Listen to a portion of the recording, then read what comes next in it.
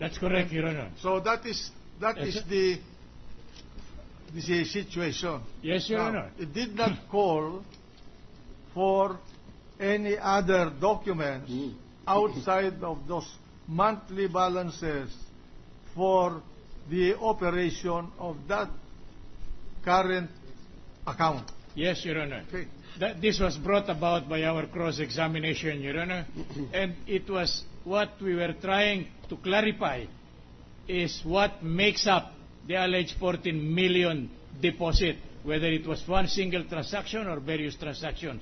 And in considering that up to that time there was no assurance on the part of the Chief Justice that we have the necessary documents with us, we made the request. But finding out that we have the necessary documents, Your Honor, to explain or further this amount of 14 million, Your Honor, we have chosen to withdraw. And in And fact, we cannot be compelled by I'm sorry, Your Honor. Go ahead. And we cannot be compelled by the prosecution, much less by a single senator judge to do whatever is not in accordance with our postulation or articulation, Your Honor. By the way, this is started when the Defense Counsel agreed about the submission of the monthly statements for this particular current account of the respondent. And I even suggested that both the prosecution and the defense ought to go to the bank themselves to expedite the proceeding to look at those bank accounts. But later on, the defense counsel said they have some of the records in the possession of the depositor, and who is actually the respondent in this case. And that is where some discussion again ensued. That is the recollection of the chair. That's correct, Your Honor. Your Honor, please. But Your may Honor. I be able to read into the record, Your Honor, what precipitated that particular issue by way of discussing the same, Your Honor? Proceed. I'm referring to the minutes of the proceedings of Thursday, February 9, 2012, Your Honor, transcript. This is, presiding officer, this is a simple problem. Let them decide who is going to confer with the very able defense counsel. So you want to deal with the head of the panel.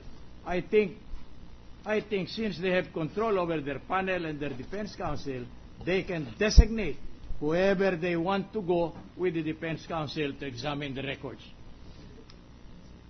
Mr. Cuevas, this is my point, Your Honor. Your Honor, please. Presiding officer, yes, Justice Cuevas. While the court is debating among its members the matter of inspection or production of the statement of accounts, Your Honor, my co-counsel in the defense received a call from Chief Justice that he has these documents, Your Honor. Some of these documents I'm referring to, the statement of accounts, are with him. I would not know which will be material to us. If this is true, then in effect we are withdrawing the motion because we have them already with us. That is my point, Your Honor. We will not unduly burden our colleagues, Your Honor. That is the end of the discussion, Your Honor. We cannot be dictated upon. I beg permission of the court, Your Honor, by stating this on record, on how we should handle the defense for our client. That is our sole responsibility to our client, Your Honor. Neither the prosecution can tell us what to do, because we are not under the control or supervision of the prosecution. Your Honor, please, may the prosecution... Let the defense speak first. Sorry, I'm not bright enough to have all of you talking at the same time. My apologies, Proceed. Your Honor.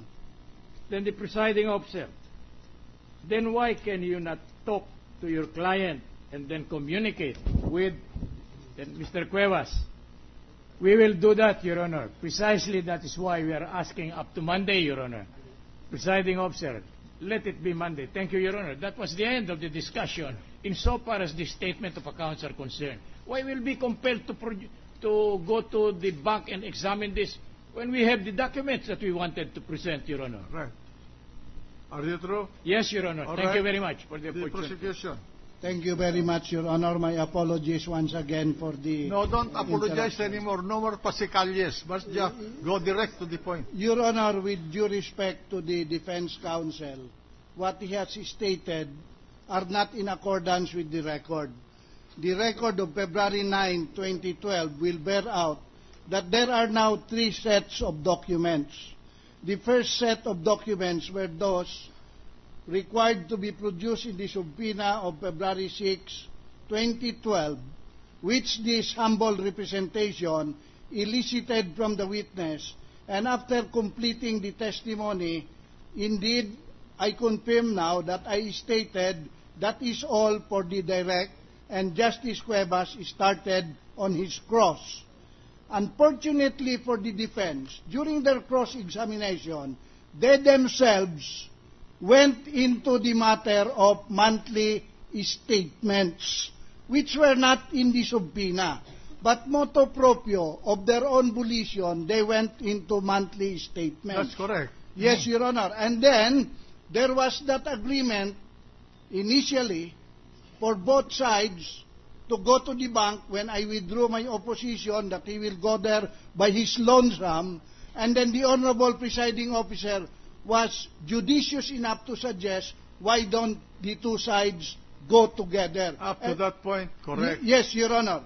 And so, there was that subsequent manifestation by the Defense Counsel that, after all, they were interrupted in their strategy for cross by their own client who said, do not go to the bank with the other counsel. I have the statements here in my possession. And so he appeared to have withdrawn the motion. But then there was again a caveat. We will still clarify with the Chief Justice. Give us up to Monday whether we will really withdraw the motion to go there together or not. And then Monday afternoon, they filed a manifestation. They realized perhaps their mistake. They now do not wish to go to the bank. That's the first point. Second point, Your Honor, is that is the first set of documents. The second set of documents now are those set of documents allowed already by the Honorable Impeachment Court through the Honorable Presiding Officer to be brought before this august body by this same witness as requested by Senator Drilon. And That is a separate matter altogether. Yes, and this is found on page 70. That is not your concern. That's the concern of a judge of this court. It is my humble submission, Your Honor, please, if you will please kindly allow. Go ahead. That in the same manner that the defense counsel would not wish to be dictated upon in their prosecution or defense of their client, in their defense of their client, the prosecution would also want to see to it that the search for truth is not hampered by technicalities. They themselves opened the matter about monthly statements. Senator Drilon merely pursued it, and Senator Drilon requested those monthly statements to be brought here, and the Honorable Presiding Officer allowed that. Let Senator, the judge of this court, deal with that matter. Yes, Your Honor. You have finished your direct examination of this witness. Yes, Your The Honor. only issue was whether you go to the bank to examine the monthly statements, or they will produce the monthly statements, and if you are not satisfied about the authenticity or accuracy or integrity of those bank statements, that will be a matter that can be decided again by this court. All right? Just a final manifestation.